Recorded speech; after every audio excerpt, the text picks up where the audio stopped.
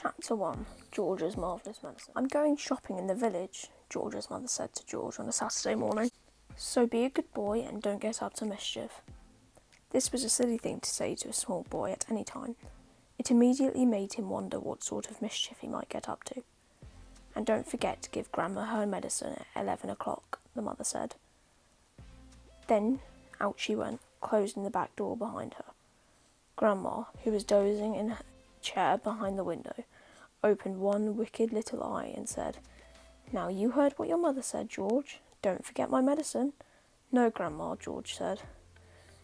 "And just try to behave yourself for once in a while. She's away." "Yes, Grandma," George said. George was bored to tears.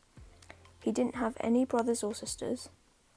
His father was a farmer, and the farm they lived was miles away from anywhere, so there were never any children to play with.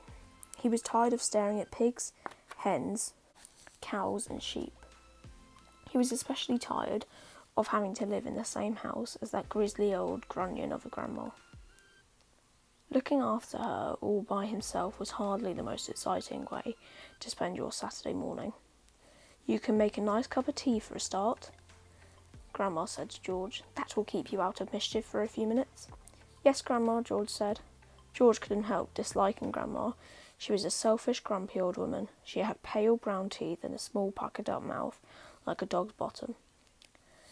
"How much sugar would you like in your tea today, Grandma?" George asked her. "1 spoon," she said, "and no milk." Most grandmas are lovely, helpful old ladies, but not this one. She spent all day and every day sitting in her chair by the window, and she was always complaining, grousing, grouching, grumbling, gripping about something or other. Never once, even on her best days, had she smiled at George and said, "Well, how are you this morning, George?" Or, "Why don't you and I have a game of snakes and ladders?" Or, "How was school today?" She didn't seem to care about other people, only about herself. She was a miserable old grouch. George went into the kitchen and made Grandma a cup of tea with a tea bag. He put 1 spoonful of sugar in and no milk. He stirred the sugar well and carried the cup into the living room. Grandma sipped the tea. "It's not sweet enough," she said. "Put more sugar in." George took the cup to the kitchen and added another spoonful of sugar. He stirred it again and carried it carefully to Grandma. "Where's the saucer?" she said. "I won't have a cup without a saucer." George fetched her a saucer. "And what about a teaspoon, if you please?" "I've stirred it for you, Grandma. I stirred it well." "I'll stir my own tea, thank you very much," she said. "Fetch me a teaspoon." George fetched her a teaspoon.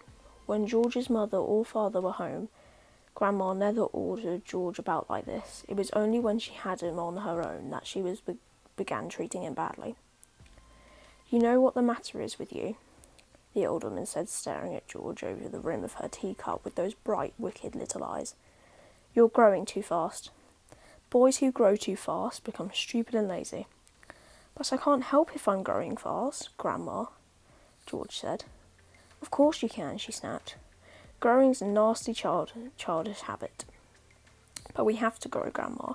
If we didn't grow, we'd never be grown-ups." "Rubbish, boy, rubbish," she said.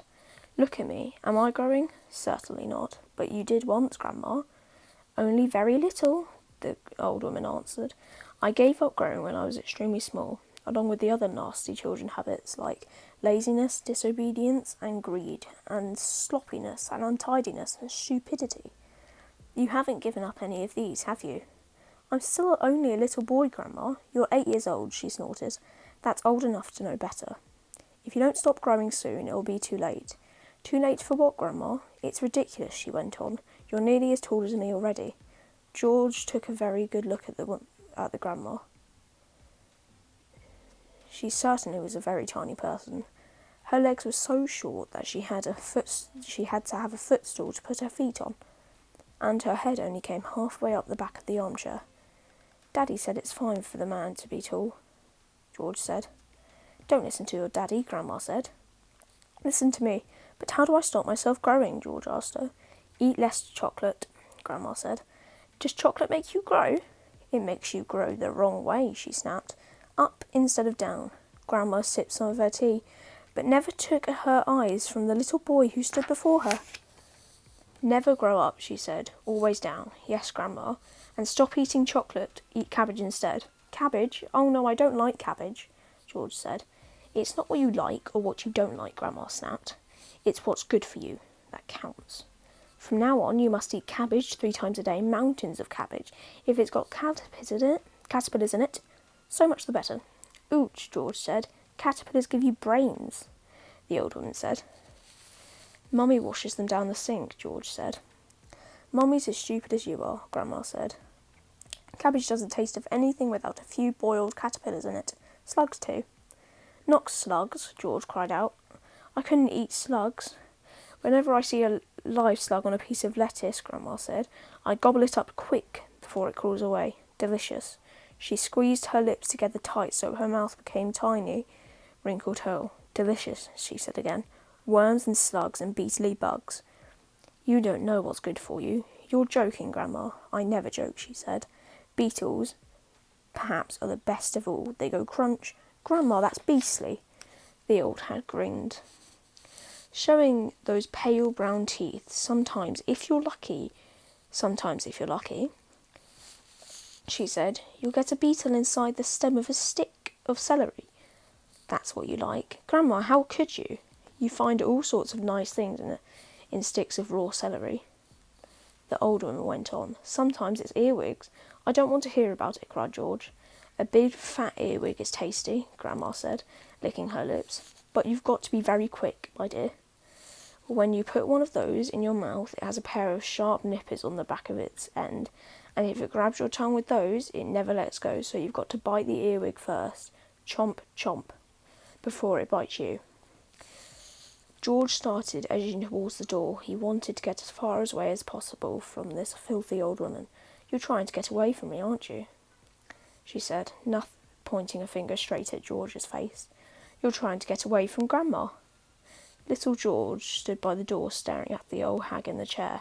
She stared back at him. Could it be, George? Could it be, George wondered, that she was a witch? He'd always wondered witches in fairy tales, but now he was not so sure. Come closer to me, little boy, she said, beckoning.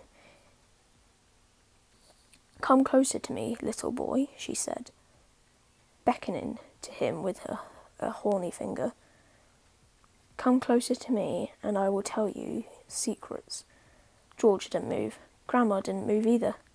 I know a great many secrets, she said, and suddenly smiled. It was thin, icy smile. The kind of snake might make just before it bites you. Come over here to Grandma and she'll whisper secrets to you. George took a step backwards, edging closer to the door. You mustn't be frightened of your old Grandma, she said, smiling that icy smile. George took another step backwards. Some of us, she said, and all at once was leaning forward in her chair, whispering in a throaty, sore voice George had never heard her use before. Some of us, she said, have magic powers that twist creatures on this earth into wondrous shapes.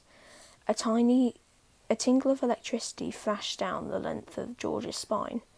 He began to feel frightened. Some of us, the old woman went on, have fire on our tongues and sparks in our bellies and wizardry in the tips of our fingers.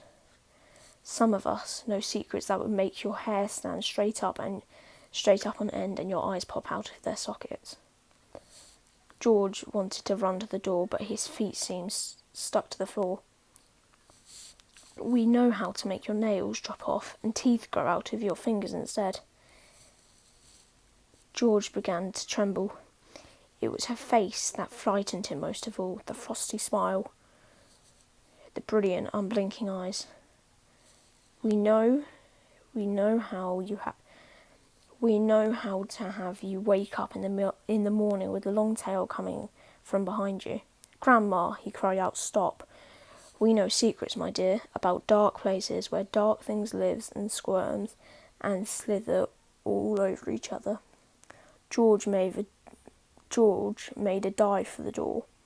It doesn't matter how far you run, he heard her saying. You won't get very far away. George ran into the kitchen, slamming the door behind him. End of chapter 1.